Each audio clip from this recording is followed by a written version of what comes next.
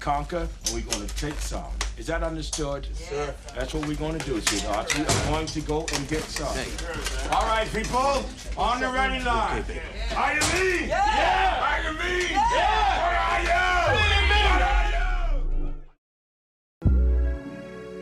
Summer presents unique opportunities and challenges for families raising children with disabilities. In EP Magazine's annual Summer Fun and Travel issue, we revisit some articles from recent years that address a variety of situations that parents might face during the summer. Sign up and read informative articles for free about autism and other disabilities at www.epmagazine.com. Monotony. It comes in all shapes and sizes. Dull, tedious, just plain boring. But what is this? A contender, perhaps? Something unboring by the looks of it. Jabs right at dull, an uppercut to tedium, something that keeps you on your toes, keeps your head on a swivel, a knockout punch to your old, boring workouts. Welcome to Fight Camp.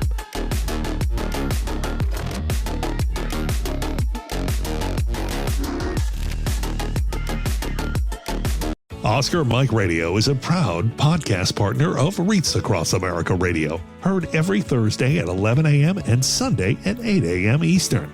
They're also big supporters of the nonprofit I Got Your Six, 2 Lives at Once.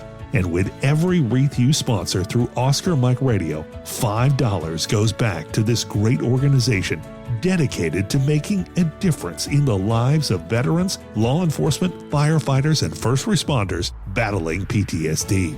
2 Lives at Once pairs these brave men and women together with dogs rescued from kill shelters. In this way, 2 lives are saved at the same time by saving each other.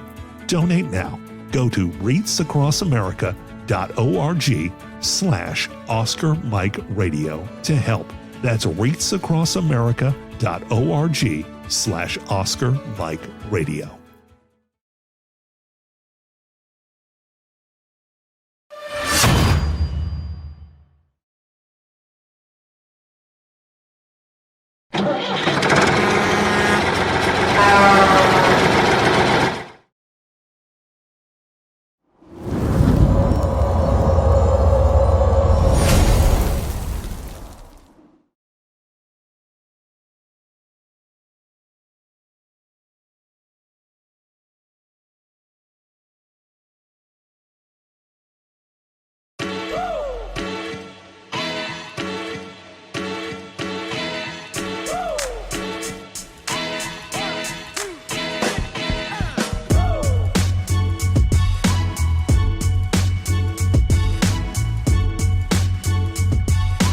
I remember a time when I was in a not so good place, and these games and these activities and being able to come and have the camaraderie that we have here, it makes me feel like I'm not alone. There are people here that have been through what I've been through. It makes me feel like I don't know, I'm part of something great.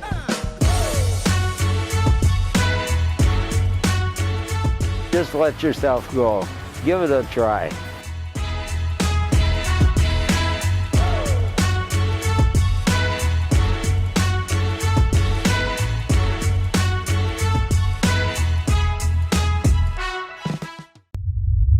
We're Oscar Mike. We're at the 10th Annual Elizabeth Dole Foundation's convening event here at the Reagan Center in Washington, D.C. And my next guest is Heidi. These stories that you have heard from Michael Corman, Joseph Kavanaugh, and Heidi's next will really change the way you look at care, love, family. It's just been really impactful. Heidi, welcome to Oscar Mike Radio. Thank you. Thank you for having me. Absolutely, absolutely. It's just an honor to be here with the word heroes thrown around everywhere. You dunk a basketball, you're a hero. You do this, you're a hero. I'm a hero to my kids when I get the internet right. Mm-hmm. But I've been humbled to talk to you all who are true heroes. How did your caregiver journey begin? So in December of 23, my daughter, who is an active duty Army officer, had just graduated from the physician assistant program in San Antonio, had come home for Christmas break and then was driving to her first assignment for her clinicals, and she was in a horrible, horrible car accident, catastrophic, severe brain injury, called us because she would be dead by morning. So, of course, we rushed to be with her, spent the time in the trauma hospital, and then, and I don't want to go off on a tangent, but it adds to the story, I think, Sure. because we're military. And you served, right? Yes. Where'd you serve? I was Army National Guard, Nice. but deployed to Iraq Okay. during OIF 3. Okay. So her accident was in Baltimore, Okay. right? Car accident. So she was taken first to Baltimore shock trauma, where they saved her life. But then after 3 or 4 days on life support, told us that she wasn't going to make it. We should take her off life support and just let her go. And after, praying about it and thinking about it and, what do we do? Someone dear to me from Walter Reed came over and stepped in, and she was like, don't take that answer. The Army is here to help you. We're going to do everything we can. Move her from here to Walter Reed, and don't give up hope. Had I not had that, first of all, we probably wouldn't have Vanessa with me. But we did do that. She was transferred to Walter Reed, had a long, long recovery, and now, 16 months later, is doing way better than expected. So, being in the military, they did a great job of taking care of her, but it was hard to know what I should be doing to help them take care of her. Can I ask a different kind of question? Yes. So, I talked to a Gold Star mother recently who lost her son. Not only did your daughter go through this, but you served. You know what the game is and the cost is. But now you're seeing your flesh and blood in this state. Did you feel a sense of you're powerless? You can't help her? Yes. Well, and I'm military medical at the top of the. So you know what the at score the top is. of the scheme. So. It was tough. I've never been on the recipient side. I've always been on the one taking care of people. So this is all new to you? All new. So Anyway, back to the story is that they're taking care of her, but I don't know where to get resources to help take care of us while we're taking care of her. Housing and, we're from Idaho. This happened in Baltimore, so now we're flying people back and forth and trying to be with her and save her life. And it wasn't, so the accident was in December. It wasn't until June that a nonprofit, Semper Fi, invited my husband and I to a caretaker retreat or caregiver retreat that I learned what is out there for the people taking care of my daughter. The hospital's taking care of her. We all need some kind of counseling or the family's going to fall apart. We need to just get away from it. The retreat helped us with that. But while we were there, I met several people that had been or are fellows at the Dole Foundation. So I Facebook friend them and watch what they're doing. And I started to realize that, there's nobody in the hospital that told me about this foundation. I would know nothing about it without other caregivers, right? And so I looked at what some of them were doing and the part of my professional life I'm missing. And I thought, well, I'll do that someday. But then I thought, why don't I do it now? They're in D.C. I'm in Bethesda. Building 62, the soldier recovery unit, has hundreds of, I don't know how many people are there now, but many people getting care now, and their families are going through the same thing I went through. Even this morning, well, I'm looking away, but even this morning while I'm here, I got a text from one of those mothers saying, I never knew this was out there. And they're in Bethesda. Just right across the river. Yeah. I didn't either, but I'm going to help all of you learn more about it. What was it like, Heidi, when you realized that you weren't alone in this and you had the support around you? So much of a relief. Not only did I not, of course I know I'm not alone. But what you learn from other caregivers, that the that the medical system never gives you is unfathomable. I feel there's a part of me that, I'm retired. Well, I've retired because of her injury, but I'm retired military. I have an income. I'm not, I don't necessarily need financial support. I'm not looking for charity. I don't even need a lot of what the nonprofits offer by ways of trips and retreat, but I need the information that the people at those retreats are giving up. Little things like, where do you take your loved one when they're to the rehab point where they need to learn how to drive again? The military, the VA doesn't do that for you. But you know who does? Semper Fi, I think. Either Semper Fi or Wounded Warrior. One of them has an in to, where do you go to get adjustments made to your car? My daughter can't use her right arm.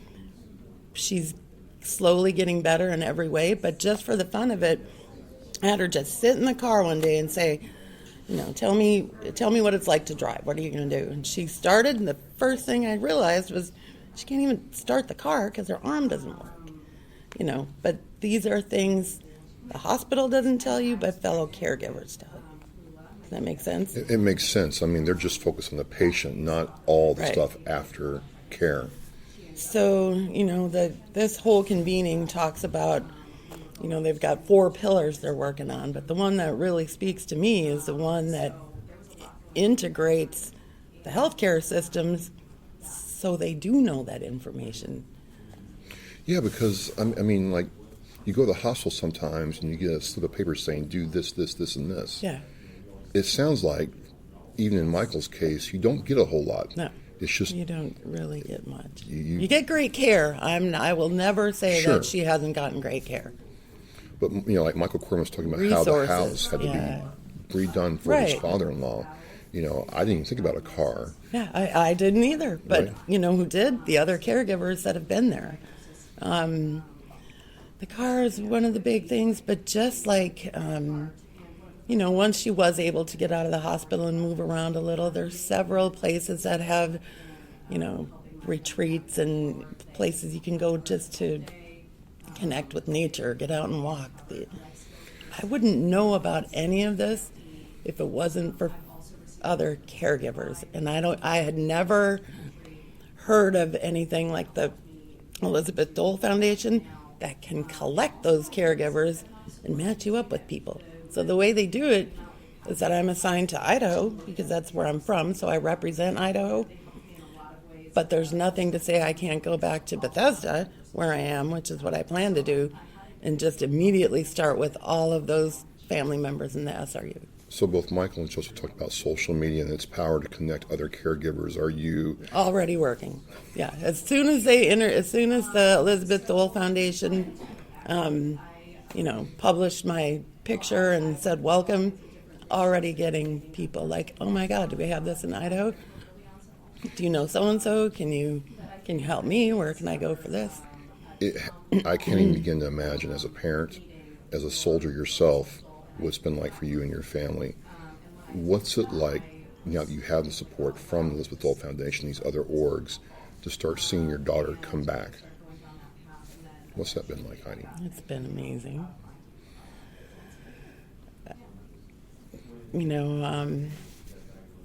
Joseph talked a little bit about the faith part of it. I mean, deep in my heart, I kind of always knew she would because I have faith, and I just know that she's coming back.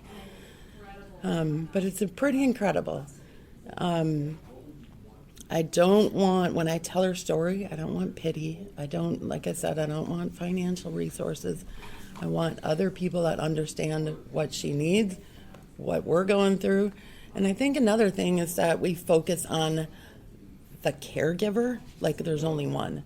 In our situation, it's not. I'm employing one of her best friends from high school to be there like now when I'm not there. She goes to all of her appointments with her, kind of takes care of her.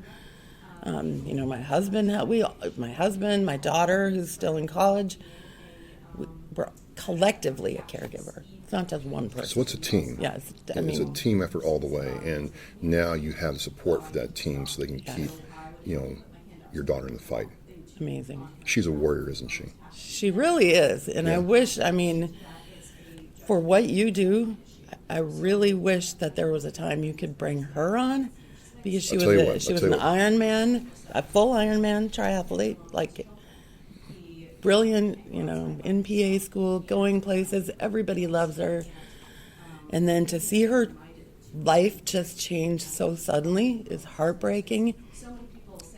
But as much as they said she would never be the same person, her bubbly personality and everybody that sees her is like, her smile lights up the room now, even now, with, a scar on her face and her difficulties with her arm and difficulties with walking. She's never become self-conscious about it. She smiles, she laughs. Anytime you call and say, how was your day? The first thing she says is awesome. And I'm like, was it really awesome? Well, no, but then she'll kind of... Here's my promise to you, Heidi. Let me get to February 2026.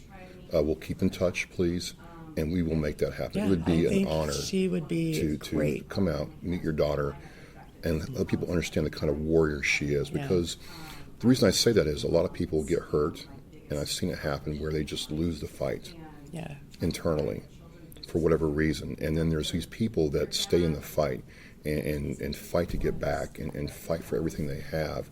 And I really align to that. It really resonates with me. And I think it would be an honor if you'd have me. The other thing I think that I should have mentioned earlier about my case is that I think, at least from the people here, my daughter's maybe the only one that's actually still active duty.